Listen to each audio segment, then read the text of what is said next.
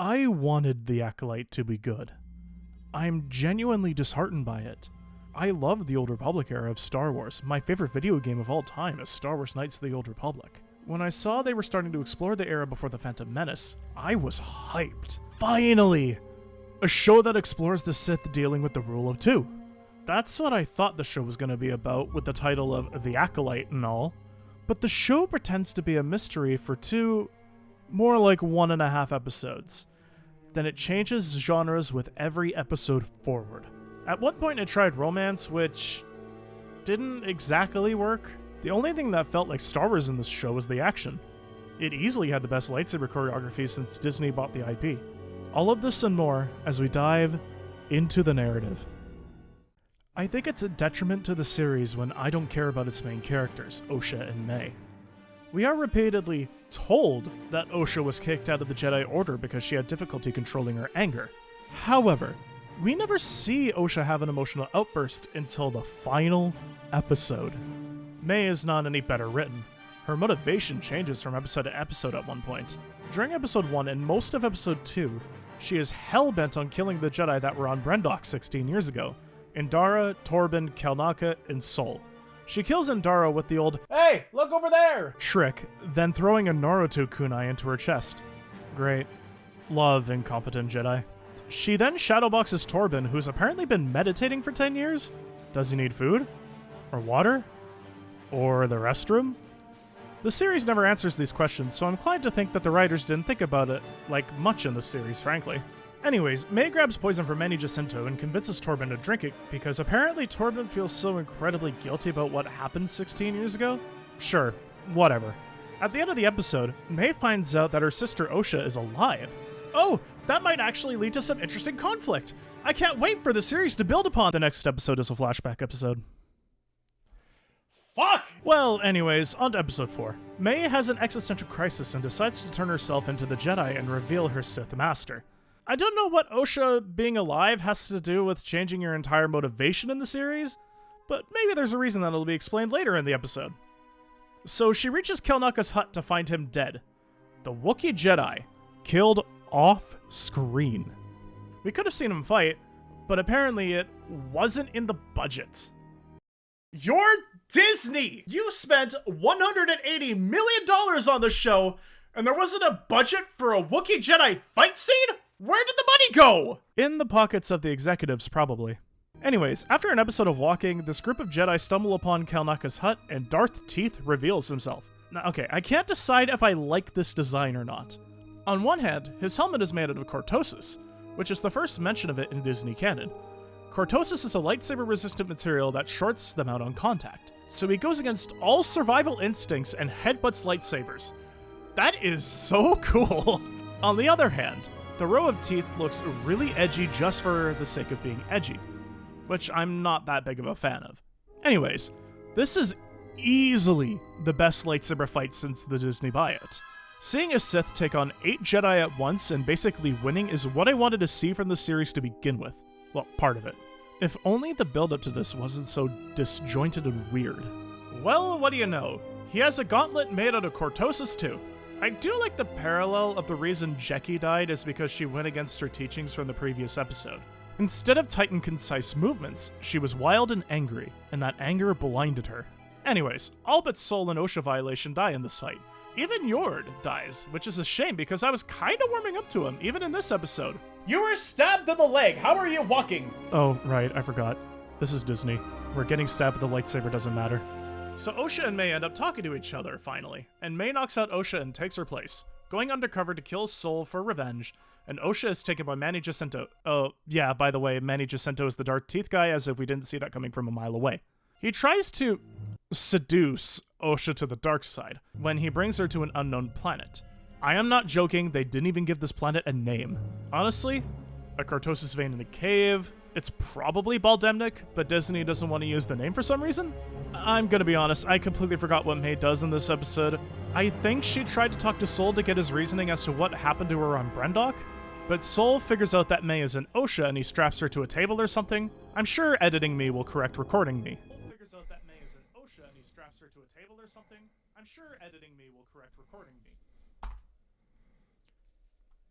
No, I refuse to watch the show again. Anyways, Osha puts on the teeth helmet and it's like a sensory deprivation thing. You know what? The series is actually kind of getting me interested again. The sisters have swapped places. Manny Jacinto is trying to turn Osha to the dark side. Sol is trying to reason with May. This actually might make the last episode kind of interesting. The next episode is another flashback episode. What the fuck, Disney? Both times you had a flashback episode, it kills all momentum in the series. Whatever. I guess I should explain what actually happened 16 years prior. The group of Jedi, Kelnaka, Torben, Indara, and Sol, are on Brendok, searching for signs of emergence in the Force, collecting plant samples, examining wildlife, etc. Brendok was apparently a dead world before this vergence. It got rendered lifeless after a hyperspace disaster, whatever that means. No, you know what? I'll tell you what it means. It means go read the High Republic novels. More marketing masked as a series. Hooray! Sol legit just stumbles upon Osha and May under their willow tree one day and follows them back to their city. You have 4 Jedi on the planet, and he couldn't sense 2 Force-sensitive children? Or the Coven of Witches practicing the dark side? That's not how Jedi work. So Sol reports back to Indara about the twins, and Torben is complaining the whole time that he wants to go back home. He's just a Padawan, a teenager. Honestly, I can forgive this. I can forgive the complaining. Kalnaka does the Wookiee thing and growls a bit.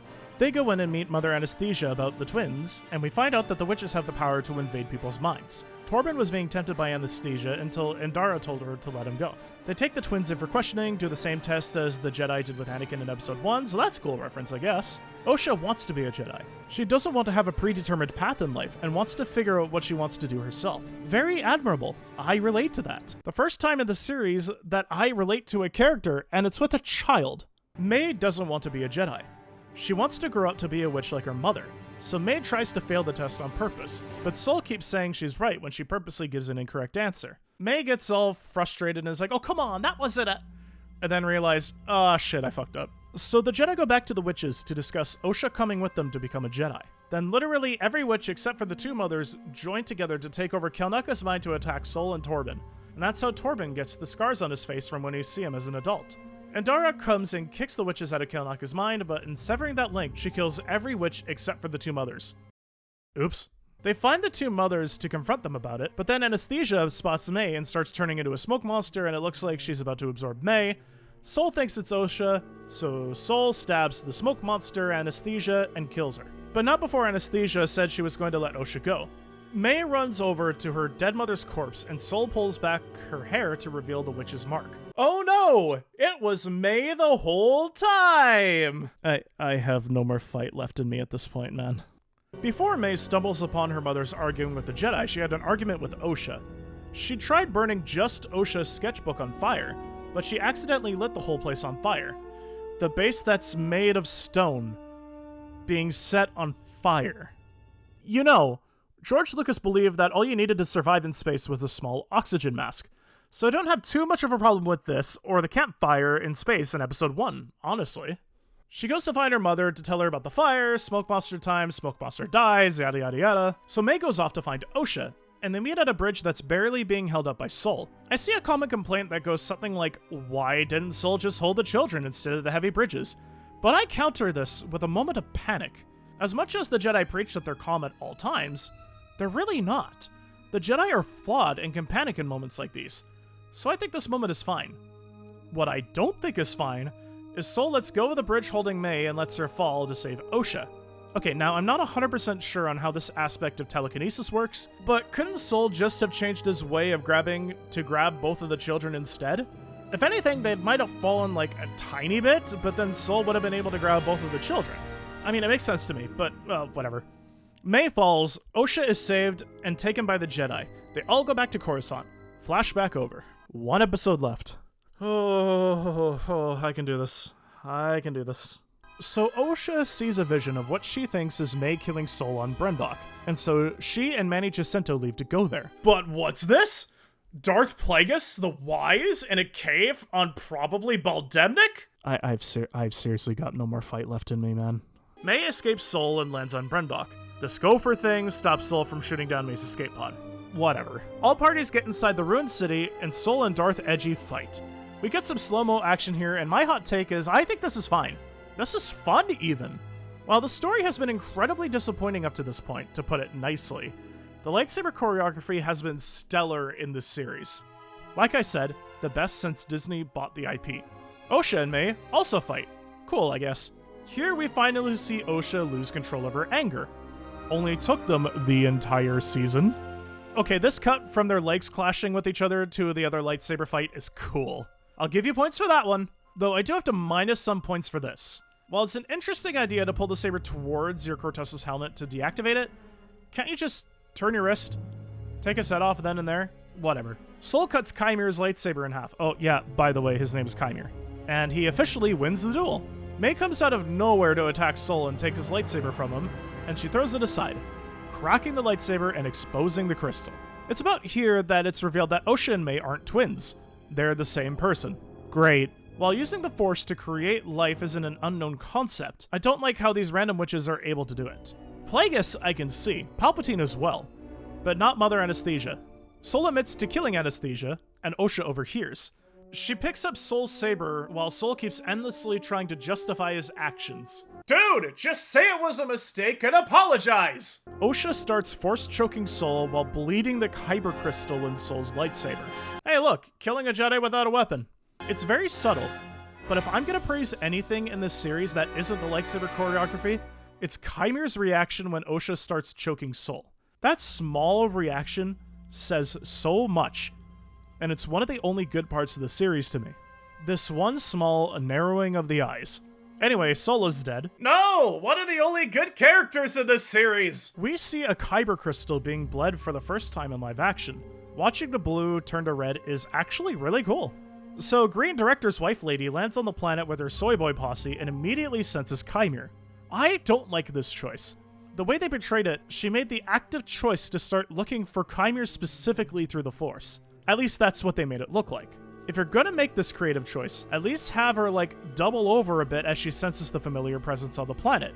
Then later, she can actively choose to seek out what it is, and then realize it's her former apprentice. Oh, yeah, he's her former apprentice, by the way. Manny Jacinto wipes May's memories from the last 16 years, and then leaves with OSHA violation. If you can't tell, I'm tired at this point. The Jedi formed the cover story of Sol as a rogue Jedi and led 8 of them to their deaths, so they can keep their higher position in the Senate, or whatever it is. Then Yoda makes a cameo appearance, or rather at the back of his head. He looks old.